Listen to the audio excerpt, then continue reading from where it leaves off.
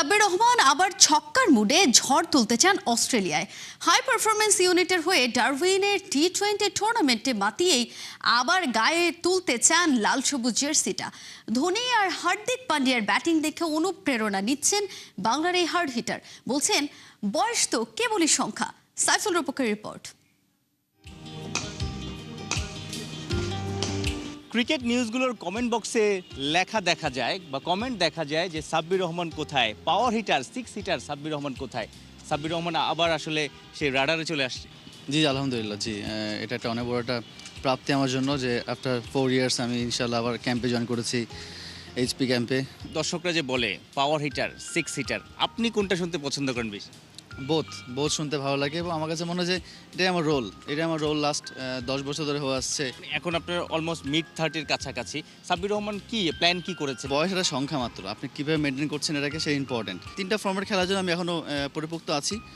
দেখা যাক কোন ফর্ম্যাট দিয়ে আসলে ঢোকা হয় আর কোন ফর্ম্যাটে ভালো হয়। তবে আমার কাছে মনে হয় যে টি-20 যদি ভালো হচ্ছে, এখন টি-20 যদি এখন যেহেতু আমার লক্ষ্য এখন টপ এন্ড, ওটা যদি ভালো খেলতে পারি ইনশাল্লাহ দেখা যাক কী হয় আর কি। আপনি বললেন বয়স একটা সংখ্যা, মেসি সেটা প্রমাণ করছে।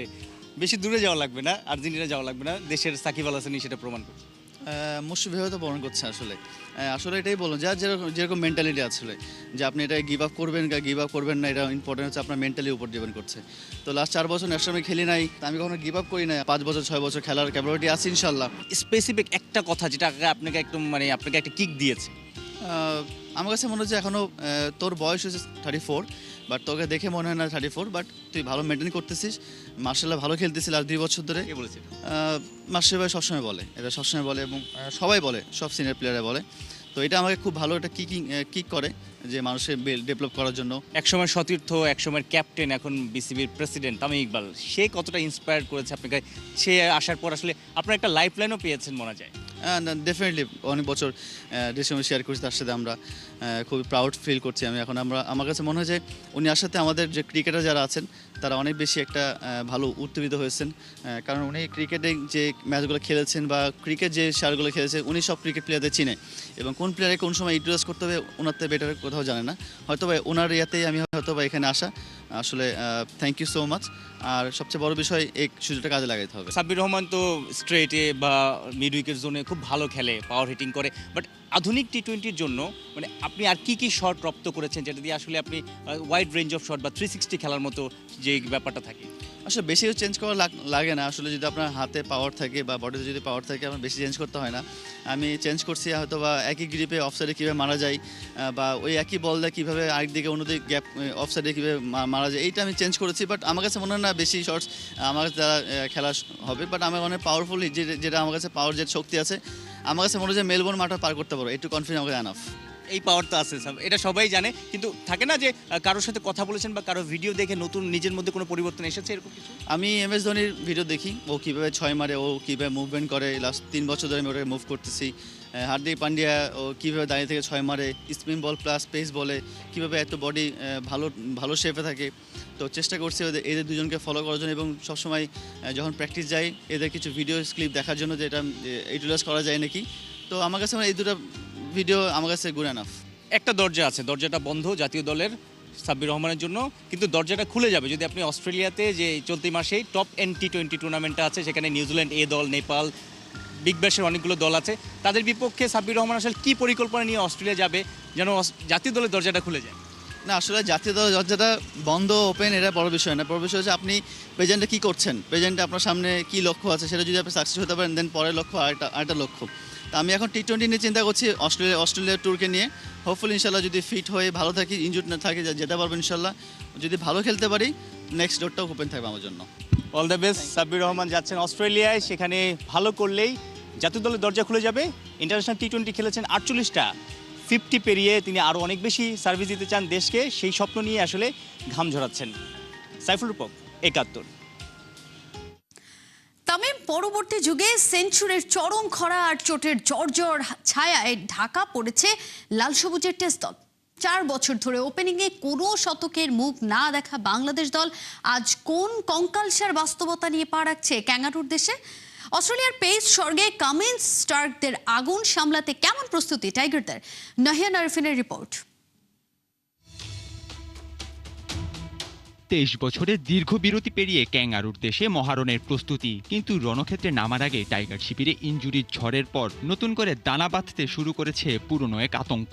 একপাশে শরীফুল নাহিদ রানার চোটের আঘাত, আর অন্য পাশে ওপেনিং পজিশনে রক্তক্ষরণ। অজি বোলারদের বিষাক্ত সুইং আর বাউন্স সামলাতে যখন দরকার ছিল অভিজ্ঞতার ঢাল, তখন রীতিমতো ভাঙাচুরা আর ভঙ্গুর ওপেনিং জুটি নিয়ে মেলবোর্ন সিডনির পথ ধরেছে লাল সবুজের প্রতিনিধিরা।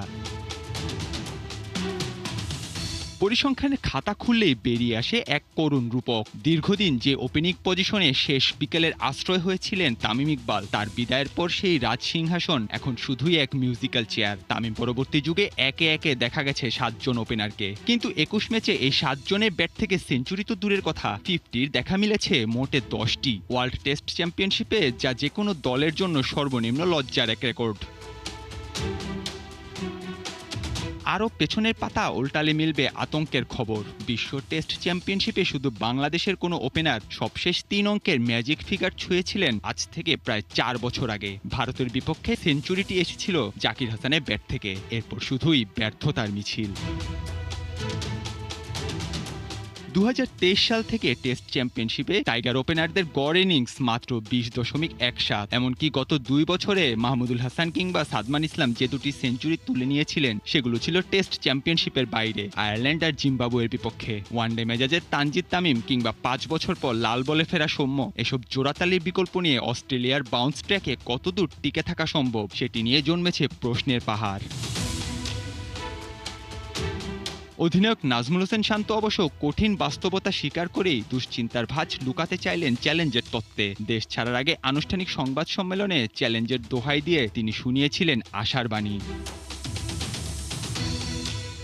কিন্তু চেষ্টার দোহাই দিয়ে কি অস্ট্রেলিয়ার আগুনে বোলিং সামলানো যাবে? টপ অর্ডারে যদি শুরুতেই ধস নাবে, তবে রানের মজবুত ভিত গড়বে কে? নাকি বরাবরের মতোই মিডল অর্ডারে কাঁধে চড়ে পার হতে হবে টেস্টের কঠিন বৈতরণী?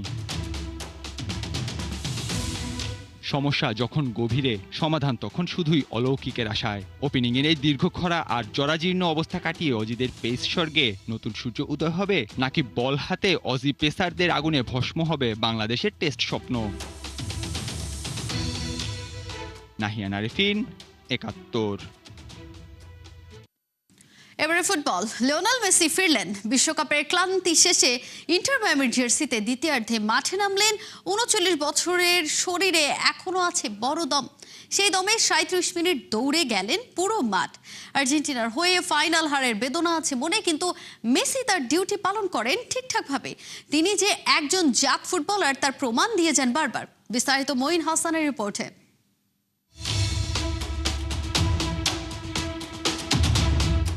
মেসির ছুটি শেষ, তার আগে ছিল বিশ্বকাপ হারের বেদনা। মেসির কান্না জড়িত ছবি সবাই দেখেছেন। সেই ছবিতে হৃদয় ভেঙে যায় কোটি আর্জেন্টিনা সমর্থকদের। এরপরই কানা ঘুষা এলএম10 এখন কোথায় যাবেন? কেউ কেউ বলছিলেন তিনি মায়ামিতে ফিরে যাবেন। মেসি আর্জেন্টিনায় ফিরেছিলেন, বেশ কয়েকদিন বিশ্রাম নিলেন। যে রোজারিওর অলি গলিতে ছুটেছেন প্রতিদিন, সেখানেই ফিরলেন। দেশটিতে এখন বেশ ঠান্ডা, একটা মোটা হুডি জড়িয়েছিলেন মেসি। এমনকি ক্লাব ফুটবল উপভোগ করতে স্টেডিয়ামেও ঢু মেরেছেন, অটোগ্রাফ দিয়েছেন।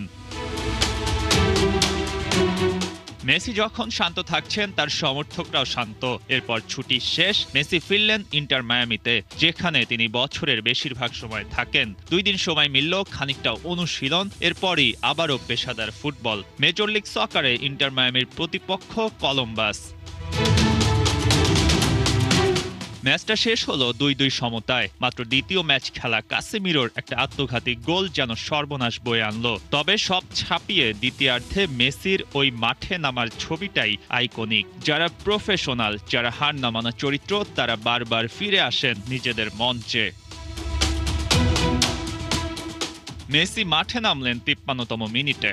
উঠে গেলেন দানিয়েল পিন্টার। অপোজিশন বক্সে যৌথভাবে সবচেয়ে বেশি টাচ 5টি, যৌথভাবে সবচেয়ে বেশি শট 4টি। এই সবই মেসির দখলে। 37 মিনিট খেলে 25 টাচ। গোলের দেখা পাওয়া যায়নি যদিও, তবুও তো কম কিছু না।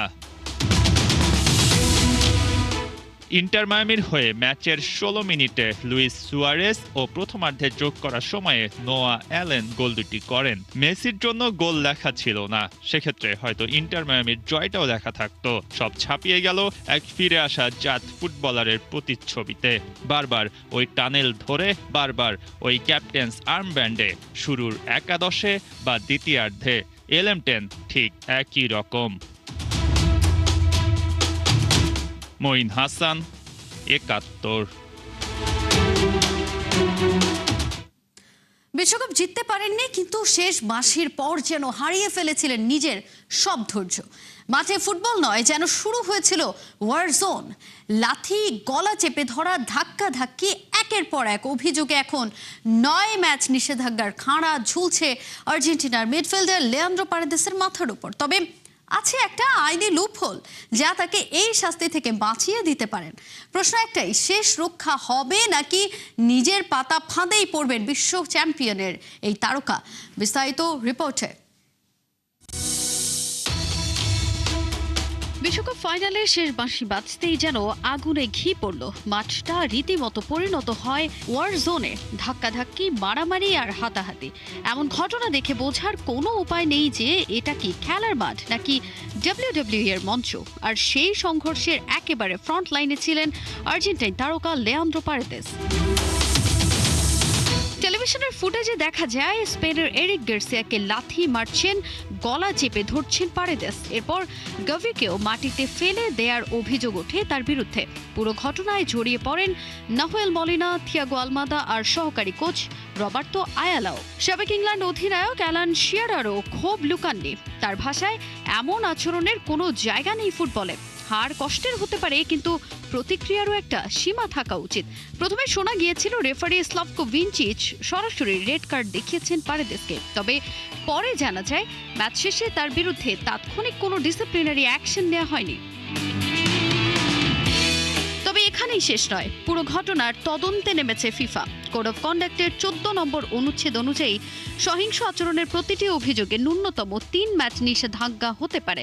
আর 3টি অভিযোগ প্রমাণিত হলে পারেদেসের কপালে জুটতে পারে মোট 9 ম্যাচের নিষেধাজ্ঞা।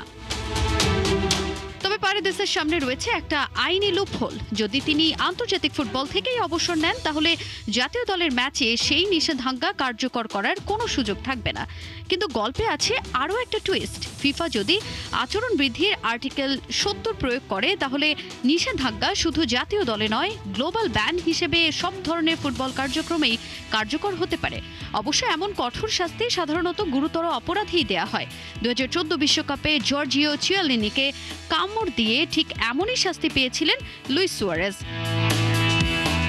তাই এখন সবার চোখ ফিফার সিদ্ধান্তের দিকে। পারেদেস কি নিষেধাজ্ঞার লাল ফিতায় বাঁধা পড়বেন, নাকি আইনি ফাঁক গলে শেষ পর্যন্ত বেঁচে যাবেন? নিষেধাজ্ঞার কাউন্টডাউন চলছে, আর পারেদেসের ভবিষ্যৎ ঝুলছে একটা সুতোর ওপর। তাজিন খন্দকার, ৭১। জীবনের ৪১টি বসন্ত পার করে নতুন বসন্তের খোঁজে ক্রিস্টিয়ানো রোনালদো দীর্ঘ 10 বছরের সম্পর্কের পর আর্জেন্টাইন মডেল জর্জিনা রদ্রিগেজের সঙ্গে অবশেষে বিয়ের পিঁড়িতে বসতে যাচ্ছেন এই পর্তুগিজ মহাতারকা। আগামী সপ্তাহে শৈশবের শহর পর্তুগালের ফুনচালের মাদেইরা দ্বীপে বিবাহ বন্ধনে আবদ্ধ হতে যাচ্ছেন রোনালদো ও জর্জিনা রদ্রিগেজ। ব্রিটিশ সংবাদ মাধ্যম দ্য সানের প্রতিবেদন অনুযায়ী বিয়ের মূল ধর্মীয় আনুষ্ঠানিকতা সম্পন্ন হবে ফুনচাল ক্যাথেড্রালে। স্থানীয় রীতি অনুযায়ী বিকেল 3টায় শুরু হবে বিয়ের আচার। ধর্মীয় আচার শেষে অতিথিদের জন্য রাখা মধ্যাহ্নভোজ ও মূল সংবর্ধনা অনুষ্ঠানটি অনুষ্ঠিত হবে সেখানকার বিখ্যাত 5 তারকা হোটেল সাভয় প্যালেসে। আবারও ক্রিকেট প্রসঙ্গ। অনেক টানাপোড়েনের পর দলের সঙ্গে যোগ দিচ্ছেন লিটন দাস। ব্যাটিং এর সমস্যা কাটিয়ে উঠতে এবার কি ত্রাতা হতে পারবেন এলকেডি? কিন্তু অস্ট্রেলিয়ার বিপক্ষে 23 বছর আগে ডারউইনে বর্তমান ব্যাটিং কোচ মোহাম্মদ আশরাফুলকে একটা পরামর্শ দিয়েছিলেন স্টিভ ওয়া। সেটাই এবারের অস্ট্রেলিয়া সফরে হতে পারে শান্তদের জন্য বড় চটকা। মিচেল স্টার্ক, জশ হ্যাজেলউড, প্যাট কামিন্সদের সামলাতে ওই পথে হাঁটার কোনো বিকল্প নেই টাইগার ব্যাটারদের। নাহিয়ান বিন জাসিমের রিপোর্ট। এই ছিল এখনকার খেলাযোগে। সরাসরি সংবাদের অনুষ্ঠান দেখতে চোখ রাখুন ৭১-এর ফেসবুক পেজ এবং সাবস্ক্রাইব করুন ৭১-এর ইউটিউব চ্যানেল। ৭১-এর সাথেই থাকুন।